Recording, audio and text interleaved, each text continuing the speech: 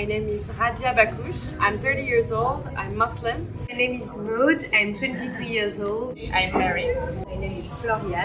Interfaith Tour is a world tour of 4 young people traveling around the world to discover and study interfaith initiative. We have 3 objectives. The first one is to inspire young people to be involved in interfaith. The second one is to document peace and interfaith. And the last one is to give tools to educators, to people that are involved in the civil society, so they can create interfaith initiative in their place.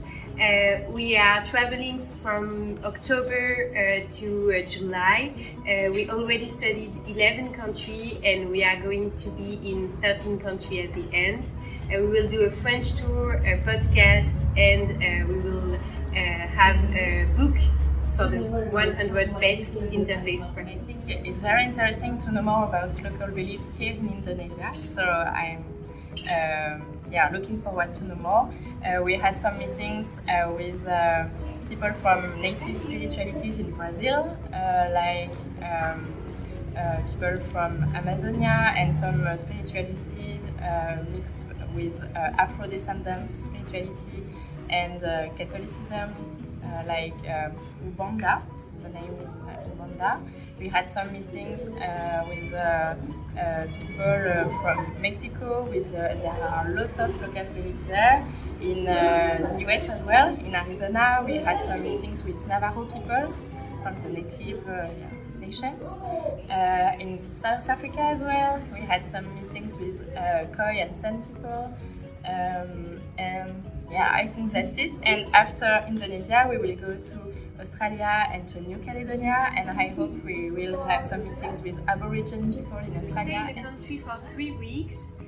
For 3 weeks, we are interviewing 15-20 people that are involved in interfaith. We are asking them questions for 1-2 hours, and we are studying what they are doing so that we can know what interfaith initiatives have impact and how we can promote. So all the data that we're collecting, all the interviews that we're conducting in the different countries that we're studying, we use these data to put them in a database so we can analyze quantitative and qualitative data, and we want to do reports and try to see if there are connections between interfaith initiatives in a country like Brazil and a country like Indonesia.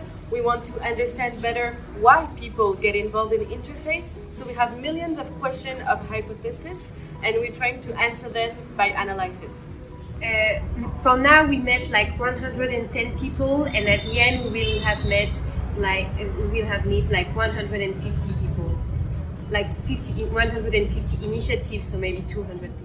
For me, it's very important that people knows about the tool of interfaith and how to use it, because it's a way to connect people with their very personal view. It's a way to connect people from an intimate question. What do you believe in? It's supposed to be very personal, but it also can be used to connect the people around, to make the people becoming friends, becoming also allies to combat injustices. So it's very important to know about this tool. Usually when we talk about in like the general sense, we say, oh, we never talk about religion or we never talk about politics. It's the topics that are hot and we don't want to enter them. Well, we want to enter them, and it's very important because it should not become taboo, should not become discrimination. So we need to talk about it, to dismantle prejudices, to dismantle misconception that we can have. And that's how we build peace. Actually, so we learned so much from how is it to deal with all this diversity, because it's a huge country. You know, for me it was a big learning to know that if we put all the islands of Indonesia, it's like 4 times the territory of France, so that's huge. And that from one island to the other, it's like from London to Baghdad, so it's so big. So I think there is so much to discover, to know more about the people who live near us, like our neighbor. I think one thing I learned from this tour is like you can have a big impact by just go to see your neighbor to know more about him or her or them, and building peace can be very local, and every local added, it makes big things. So as someone told us just before, just start little and it will spread everywhere. So I think we as young people we have to be involved and to take this responsibility to build local communities and to build peace. So in Indonesia there are a lot of very beautiful peace building initiatives, but I was particularly touched by the actions of YLKiS. YLKiS is really about not leaving no one behind.